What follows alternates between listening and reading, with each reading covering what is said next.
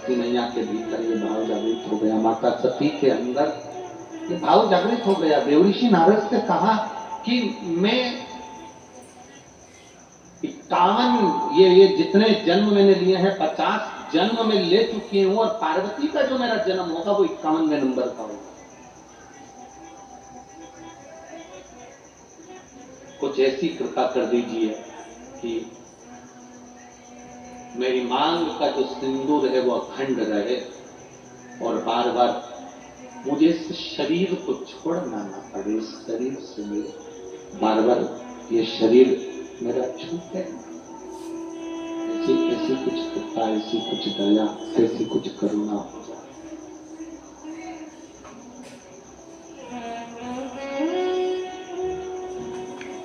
कहा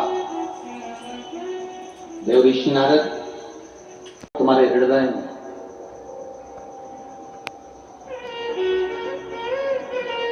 तुम्हारी चित्त वृत्ति में, तुम्हारे हृदय में, तुम्हारे भावों में जिस समय पर तुम कोयल बनकर भी एक अन्न के दाने को अगर उठा लोगी, और वो अन्न का दाना तुमने जो उठाया है अगर वो 2 भाग वाला है, वो अन्न के दाने में अगर 2 भाग हैं जिसको तुमने उठाया, और वो अन्न का दाना भूलवश भी अगर किसी सौभाग्यवती नारी की गोद में अगर पड़ जाता है, तो मां तेरा वो अखंड सौभाग्य भी रहेगा, और तुझे जिंदगी में दूसरी बार फिर बदल कर जन्म नहीं लेना पड़ेगा। एक ही अखंडता में चलता है, एक अखंडता के साथ।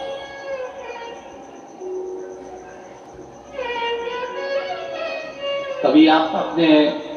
घर की बुजुर्ग माताओं से पूछना कि ये सुहागिल जब हम करते हैं, सौभाग्यवती नारियों को जब हम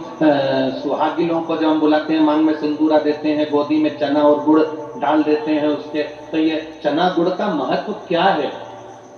कभी सौभाग्यवती नारियों से या जितनी सुहागवती माताएं हैं, जो बुजुर्ग घर की माताएं हैं, उनसे पूछना कि ये सुहागिल जब हम करते हैं 11, 5, 7 बिठाते हैं, उनकी गोदी में चना और गुड़ जो हम डाल देते हैं, ये प्रसंग कहां का, ये प्रसंग का सार्थक कहां से?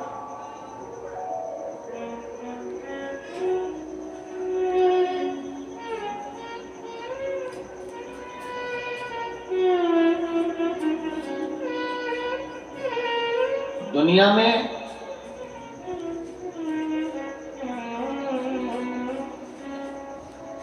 सब चीज में मिलावट हो सकती है,